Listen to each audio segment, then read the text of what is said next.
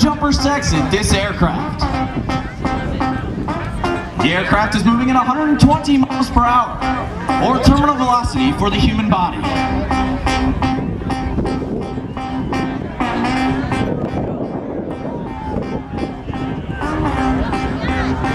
This jump aircraft has been modified with 2 large doors in the rear, so jumpers can exit the aircraft freely.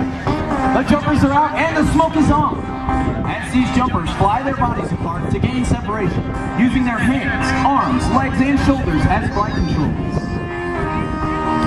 Once the jumpers have turned 180 degrees, they will prepare for the baton exchange. Each jumper will fly together, gauging his speed, distance, and rate of closure from one another. Contact has been made, and the 14-inch mahogany baton exchange. These jumpers will now alter their body positions to form 120 mile-per-hour spirals in the sky. As these jumpers pass through 4,000 feet, they will prepare to separate and deploy their main parachutes. There's the separation. And there you have the high-flying black and gold of your United States Army parachute team, the Golden Knights. To fly at 120 miles per hour.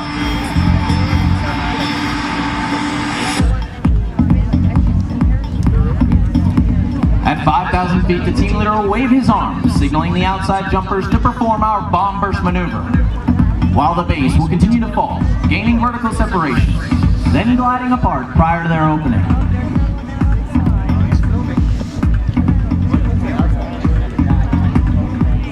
There's the bomb burst.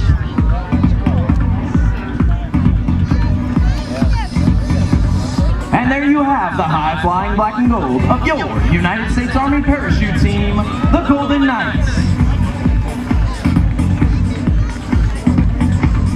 Now, as you may have guessed, these jumpers are faced with a unique situation, a traffic jam in the sky. They must first gain vertical separation in order to allow for individual approaches into the target area. This is accomplished by pulling down the front part of the parachute and spiraling at speeds in excess of 60 miles an hour to set up a traffic pattern, just as you might see aircraft at a busy airport.